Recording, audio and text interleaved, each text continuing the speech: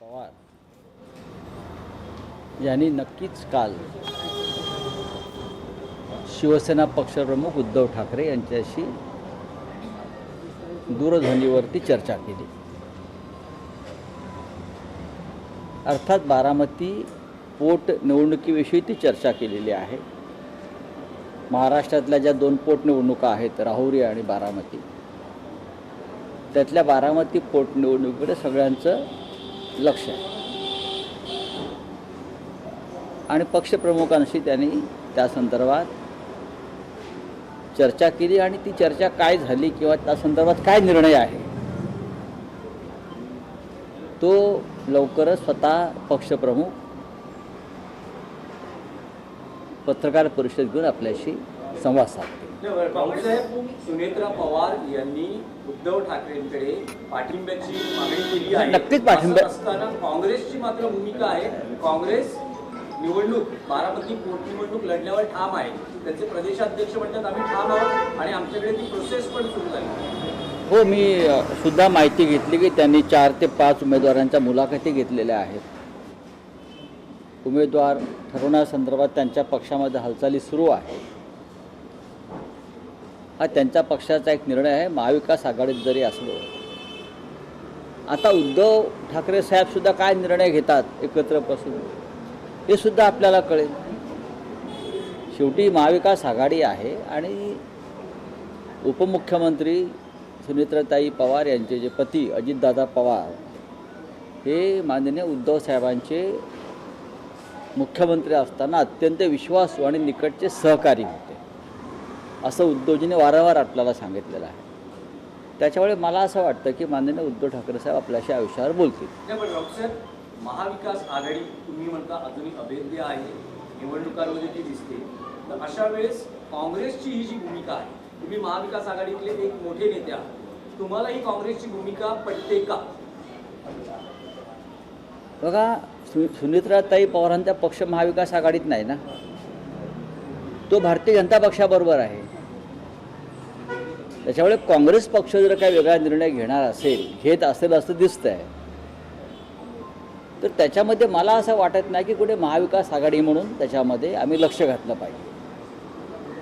पण उद्धवजींचं आणि अजितदादांचं एक भावनिक नातं होतं, त्याच्यामुळे आता उद्धवजी काय निर्णय घेत आहेत या संदर्भात ते तुम्हाला स्वतः ते बोलतील। महाविकास आघाडी किंवा इंडिया आघाडी म्हणून या निवडणुकीला इतर 2 पक्षांनी पाठिंबा द्यावा। नाही, असं आहे की स्वतः काँग्रेस पक्ष उद्धवजीशी चर्चा करेल। हे सगळे विषय चर्चेतूनच त्याचे निर्णय होत असतात। महाविकास आघाडी असेल किंवा समोर निवडणूक असेल, मग राहुरीची असेल, हे सगळे निर्णय शेवटी आघाडी म्हणून एकत्र चर्चा झाल्यावरच, एकमेकांशी बोलल्यावरच त्यातून निकाल बाहेर येतो। नाही, मला बघा अद्याप त्याच्यामध्ये काही फार हे प्रकरण पुढे गेलं असं मला वाटत नाही। काँग्रेस पक्ष हा या राज्यातला एक महत्त्वाचा पक्ष आहे, देशातला महत्त्वाचा पक्ष आहे। भारतीय जनता पक्षाबरोबर असलेल्या पक्षाला मदत होऊ नये अशी त्यांची भूमिका असू शकते, पण आम्ही चर्चा करू त्यांच्याशी। आधी आपण बघितलं तर महाराष्ट्राची प्रथा परंपरा राहिली आहे की एखाद्या सदस्याचं निधन झालं तर तिथे शक्यतो पोटनिवडणुकीत उमेदवार दिला जात नाही आणि अजित पवार यांच्यासारख्या मोठ्या नेत्याचं अपघाती निधन होतं त्यावेळेस बघा, तुमच्या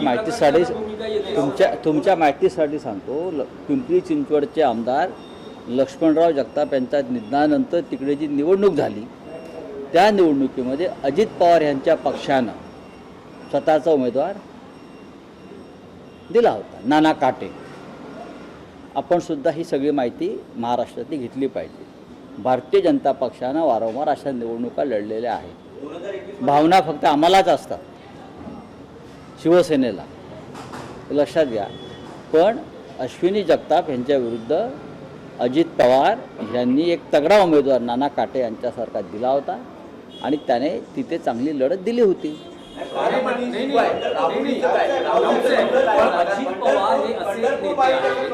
अजित पवार हे असे नेते आहेत ज्यांनी काँग्रेसमध्ये असतानाही काँग्रेस बरोबर काम केलेलं आहे, ज्यांनी महाविकास आघाडीमध्ये असतानाही 3 पक्षांबरोबर काम केलेलं आहे आणि साधारण एक त्यांचं जे नेतृत्व होतं त्यांच्याबद्दल काही वाद म्हणजे पक्षांमध्ये असा नव्हता, सगळ्यांशी सर्व बरोबर आहे तुमचं म्हणणं, पण शेवटी असं आहे की ही निवडणूक महायुती विरुद्ध महाविकास आघाडी अशीच होणार ना. म्हणजे भारतीय जनता पक्ष विरुद्ध इतर पक्ष अशीच निवडणूक होणार आहे. सुनेत्राताई पवारांनी माननीय उद्धव ठाकरे यांच्याशी चर्चा केली, हे बरोबर आहे. आता त्यांनी काँग्रेसशी चर्चा केली आहे काय तर याविषयी माझ्याकडे माहिती नाही. राज्यसभेच्या वेळेस सुप्रिया सुळेंनी सुद्धा शरद पवारांसाठी चर्चा केली. आता सुनेत्रा पवार सुद्धा त्यांच्या पोटनिवडणुकीसाठी चर्चा करतात. पवार कुटुंबियांकडे सगळे पदं जातात असं तुम्हाला वाटतं? आता पवार कुटुंबियांकडे बारामतीचं पद आम्ही तर देत नाही आहोत ना. हा अजित पवारांचाच निर्णय होता भाजपबरोबर जाण्याचा, आणि आताही सुनेत्राताई पवारांचाच निर्णय आहे भाजपबरोबर राहून निवडणूक लढण्याचा.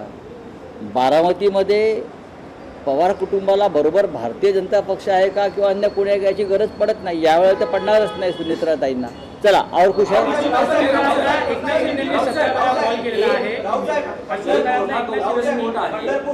की अंजली दमानिया यांनी सगळे CDR बाहेर आणलेले आहेत. कोणत्या नेत्यांचं, त्यात उपमुख्यमंत्री बघा अंजली दमानिया या एक सामाजिक कार्यकर्ता आहेत, पण त्या रॉच्या प्रमुख नाहीत. त्या रॉच्या प्रमुख आहेत का? किंवा महाराष्ट्राचं जे काय इंटेलिजन्स डिपार्टमेंट आहे पोलीस खात्याचे त्याच्या प्रमुख आहेत का? नाही. म्हणजेच त्यांना ही सगळी माहिती मुख्यमंत्री कार्यालयातून दिल्याशिवाय त्यांच्यापर्यंत पोहोचणार नाही. इतकी गुप्त माहिती जी आहे, इतकी गुप्त माहिती कोणी व्यक्तिगत माणूस देऊ शकत नाही. बरोबर आहे. आता त्यांचे आणि मुख्यमंत्र्यांचे किंवा भाजपचे संबंध आहेतच ना, हे का तुम्ही अमान्य करू शकत नाही. पण तरी ती माहिती त्यांच्या माध्यमातून जर सरकार बाहेर काढत असेल याचा अर्थ सरकारच्या टार्गेटवर कोणीतरी आहे. म्हणजे देवेंद्र फडणवीस यांच्या टार्गेटवर त्याने एक निशाणा धरलेला आहे. तो निशाणा धरला का वगैरे धरला तो आता तुम्हाला कळेल हा निशाणा काय आहे तो.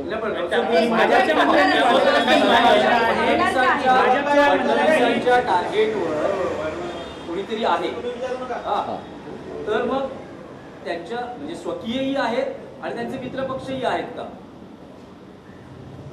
जेव्हा बाह्य शक्तींकडून माहिती धक्कादायक माहिती बाहेर काढली जाते तेव्हा स्वकीय जास्त टार्गेटवरती असतात.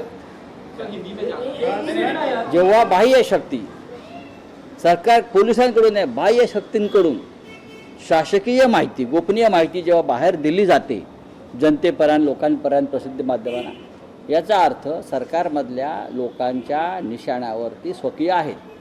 चला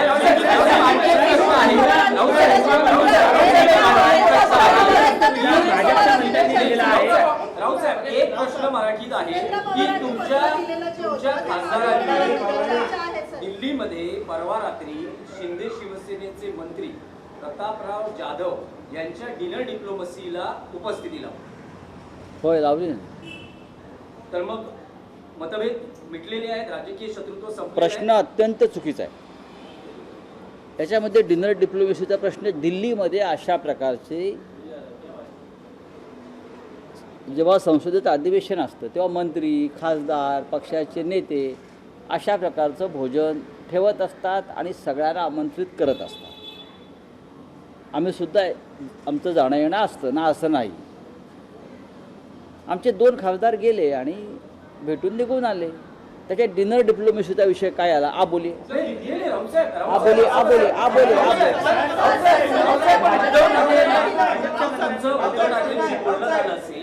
गेल्या रविवारी उद्धव ठाकरेंनी या खासदारांबरोबर बैठक घेतली, जेव्हा असं म्हटलं जात आहे की ऑपरेशन टायगरच्या चर्चा महाराष्ट्राच्या राजकारणात जोरात आहे. अशा वेळेस तुमच्या खासदारांनी डिनर डिप्लोमसीला उपस्थित राहणं हे उद्धव ठाकरेंना पटलेलं आहे का? आता ते जेव्हा तुमच्याशी बोलतील या विषयावर तेव्हा तुम्ही त्यांना हा प्रश्न विचारा. दिल्लीमध्ये अशा प्रकारच्या घडामोडी एकमेकांकडे जाणं येणं या काळामध्ये होत असतं.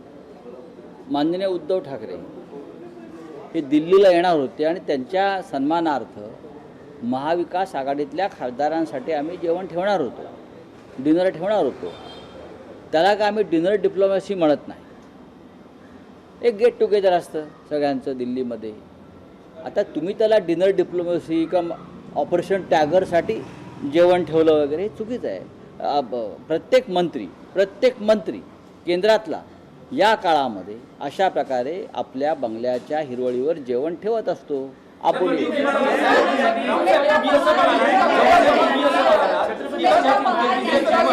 हे शिवसेना युबीटी आयोजित करणार होती जेव्हा उद्धव ठाकरे दिल्लीत असतील तेव्हा.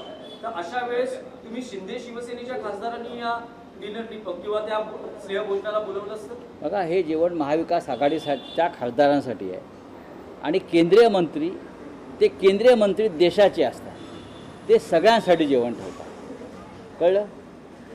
केंद्रीय मंत्री जो असतो हा सगळ्यांना बोलवतो, त्याला असा भेदाभेद करता येत नाही. ते शासकीय जेवण असतं. आणि आम्ही जे आहोत, आम्ही महाविकास आघाडी म्हणून, आम्ही कुठल्या शासकीय पदावर नाही.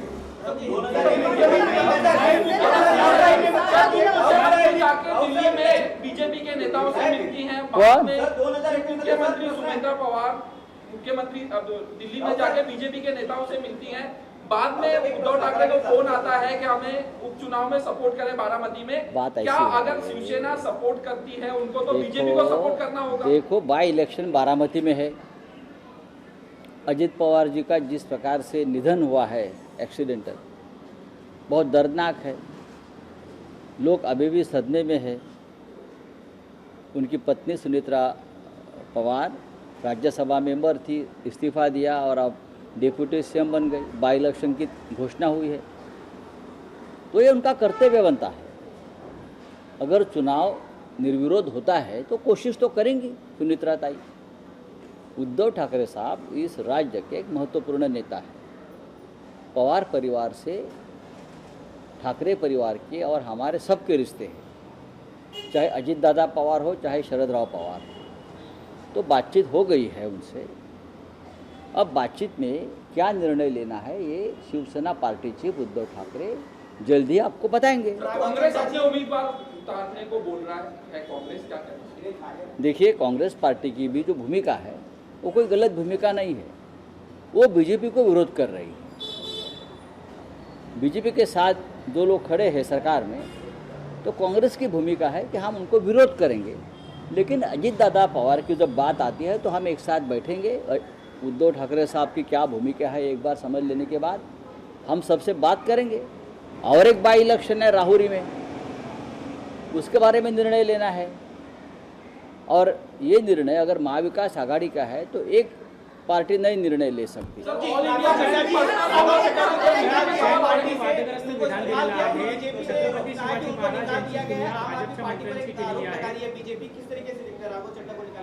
बीजेपी का और आम आदमी पार्टी का अंदरूनी जो बातें है उसका क्या. लोकशाही मराठी ऐका, पहा, जागरूक रहा.